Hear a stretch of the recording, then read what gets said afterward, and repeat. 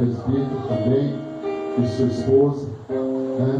E eu quero chamar aqui à frente o pastor Carlos para trazer algo de Deus, para trazer algo aos nossos corações, aqui também essa noite.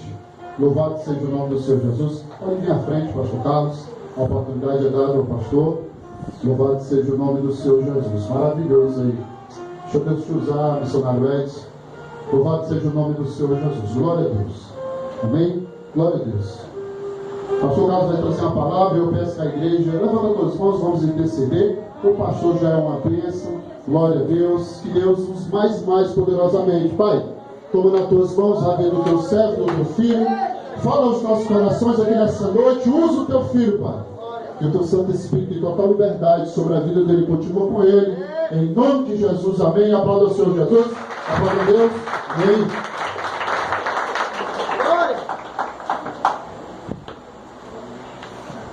Glória a Deus.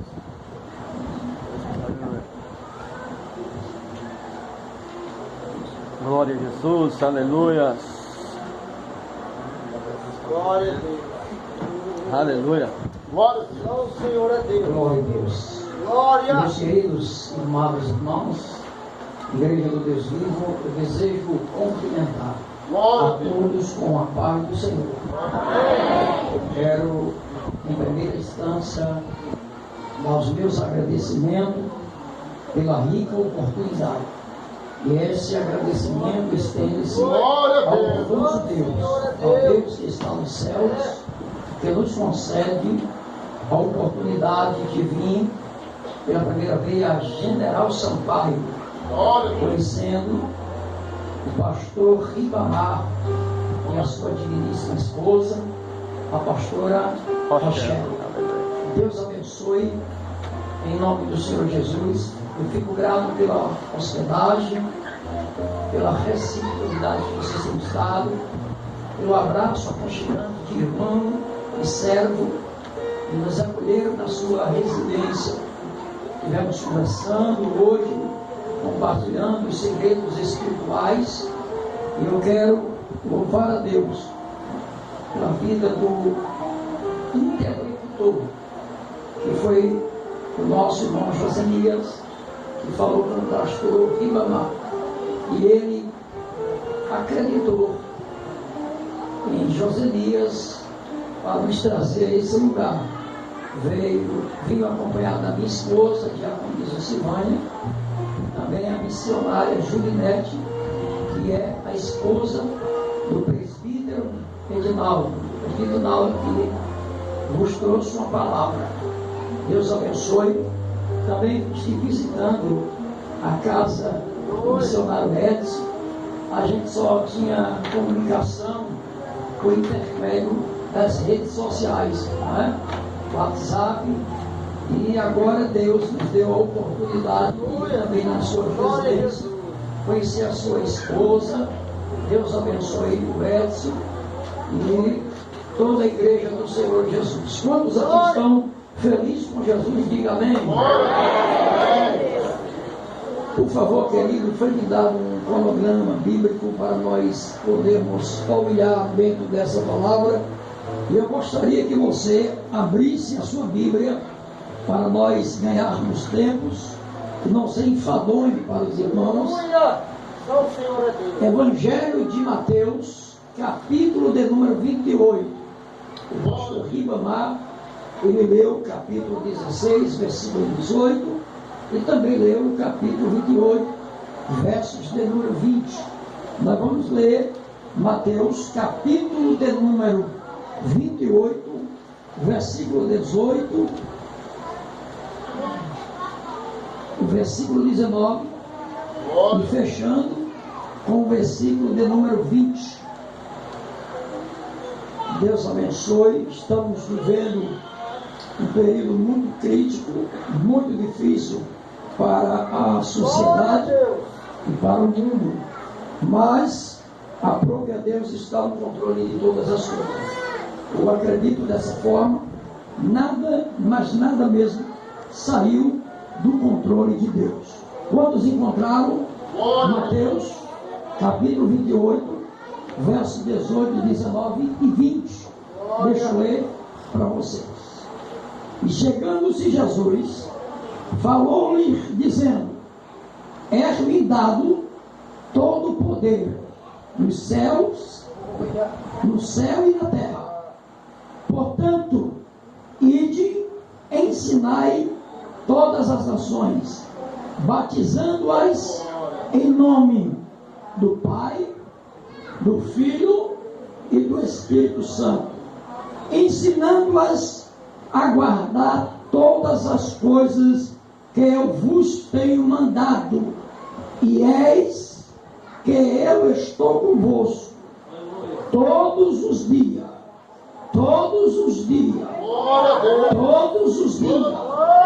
até a consumação do século. E você diz amém. Sente adorando ao nome do Senhor. Queridos, deixe-me primeiro falar algo aqui muito importante. Eu acredito que isso é de suma importância. É uma questão de se familiarizar-se com a igreja. Eu sou pernambucano, sou lá da capital de Recife, e o Senhor soprou um vento, e o vento chamava Ceará. O Ceará me convidou, e até hoje, há 6 anos, nós estamos residindo. Eu não estou morando, eu estou me escondendo, porque a minha morada é lá em cima. Aqui a gente se esconde, aqui a gente tem um lugar para se esconder, mas a morada do crente ainda se chama céu. Senão Jesus não tinha dito em João capítulo 14: não se turbe o vosso coração, crede em Deus, crede também em mim. Na casa do meu Pai há muitas moradas. Se não fosse assim, eu vos teria dito: vou preparar-vos lugar. Então, se Jesus disse isso, é porque a nossa morada é lá em cima. Então, há 6 anos, nós estamos escondidos em Pecém. Então, se eu falar alguma linguagem que vocês não entendam, a gente tenta explicar. Amém? Porque para mim, a palavra peia foi novo quando eu cheguei aqui. Porque lá em Pernambuco, nós não chamamos peia, nós dizemos: eu vou dar uma pisa, não é?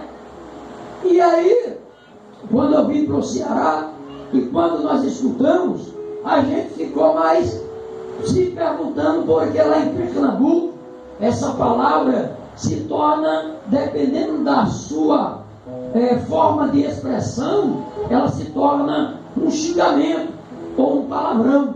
Mas aqui nós entendemos que é simplesmente um meio de corrigir alguém por intermédio do chicote ou da vara, né? Então, isso é bom porque a gente fica agregando ao conhecimento várias culturas.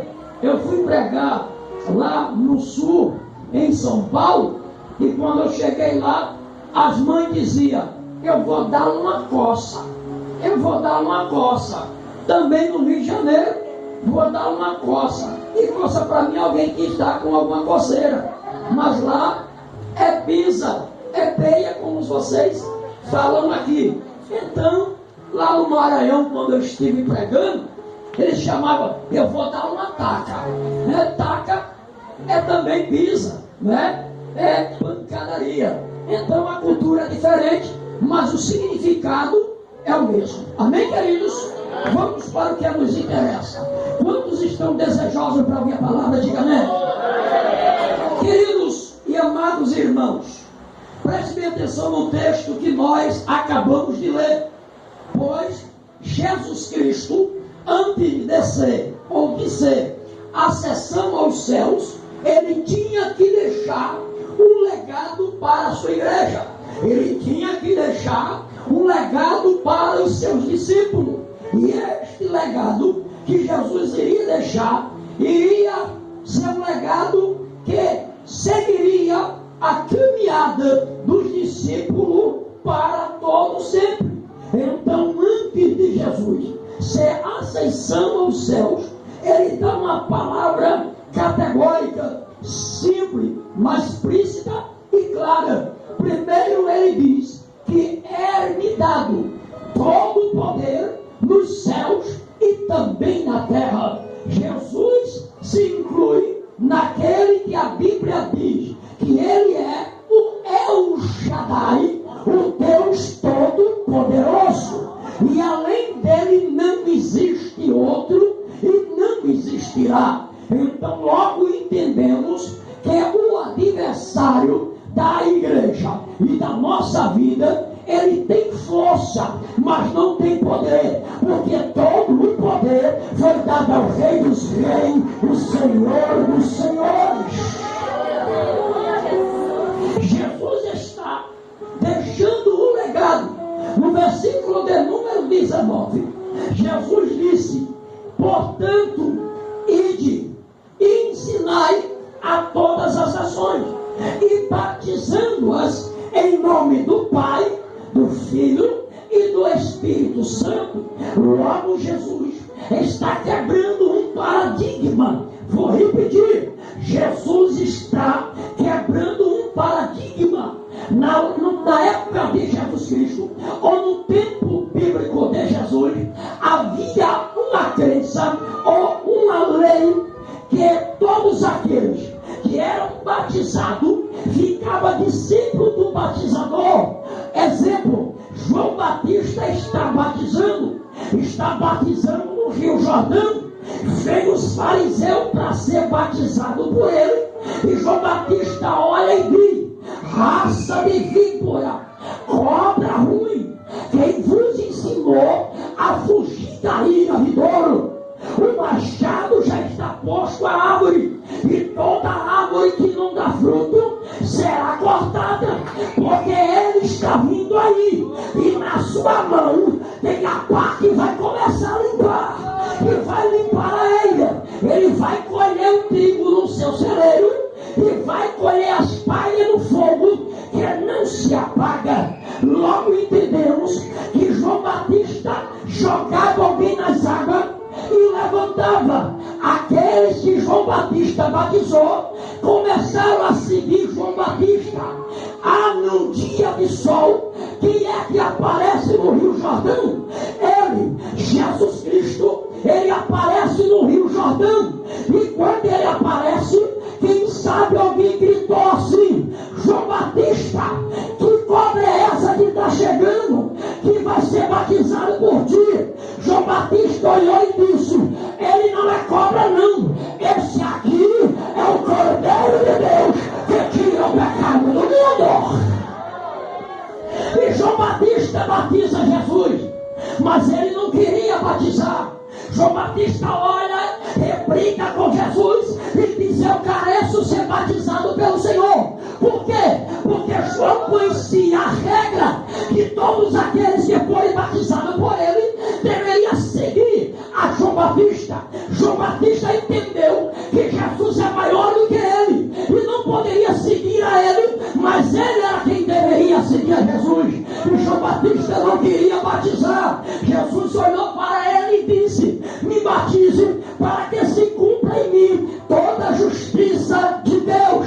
Logo você entende, no capítulo de número 4 do Evangelho de João, Jesus está fazendo discípulo, e a Bíblia diz que é os peruchim, que é chamado de fariseu, souberam que Jesus está batizando mais do que João Batista, e houve uma contenda entre eles. Os discípulos de João Batista chegou para João Batista e disse assim: aquele que tu batizasse no Rio Jordão está fazendo mais discípulo do que o Senhor. Sabe o que ele queria dizer com isso? Era para ele te servir, era para ele te seguir. Aí João Batista olhou para ele e disse assim: ei meu filho, você não sabe que quem tem a noiva é o noivo? Eu sou apenas convidado. Quem é o noivo é ele, quem é o grande é ele. Ele é quem veio para receber a noiva. Eu sou apenas convidado. E escute isso aqui, porque João Batista está preocupado. as pessoas estão dizendo: ei, João, Jesus era para te servir, Jesus era para te seguir, a ponto dos herodianos chegar para João Batista e dizer: ei, João Batista, quem és tu? Tu és Jeremias? Ele disse: não sou. Tu és Elias? Ele disse: também não sou. Tu és profeta? Ele disse: também não sou. Tu és o Cristo? Ele disse: eu, o Cristo? De jeito nenhum. Então quem és tu? João Batista disse: eu só sou a voz que clama no deserto. Eu sou a voz que clama no deserto. Deixa eu entregar o recado aqui de Deus nesta noite. Você não é eco, você é voz. Você não é Sherlock, você é autêntico. Existe, pastor Ribamar, cerca de 7 milhões de pessoas no mundo hoje. Mais de 7 milhões de pessoas. E coisa interessante é que toda a DNA, ou mesmo as suas digitais, são todas diferentes. Por quê? Porque Deus não quer Sherlock. Deus não quer as pessoas que sigam um tipo de voz com um eco, mas Deus quer você autêntico. Deus não quer Sherlock. Deus não quer clone dentro da casa dele, nem fora da casa dele. A única ovelha que foi clonada foi a ovelha Tole, mas morreu com grande, aleluia, rapidez. Então logo você entende que você é um ser diferenciado. E sabe por que o diabo tem medo de você, tem raiva em você? Não é porque você é crente. O diabo tem raiva em você, não é porque você tem dinheiro. O diabo não tem raiva em você, não é porque você usa paletó bonito. Sabe por que o diabo tem raiva em você? Porque você parece com Jesus, você parece com ele. Nós somos a imagem e a semelhança. Quem é a imagem de Jesus aqui? Levante a mão para a glória. Nós somos a imagem e semelhança de Deus. Agora vem para cá para entender o que eu vou entrar na mensagem. Jesus, sabendo que essa questão de ser batizado seria discípulo do batizado, então Jesus vem e quebra o protocolo em Mateus capítulo 28, versículo 19, dizendo assim: portanto, ide, ensinai as nações, batizando em quem?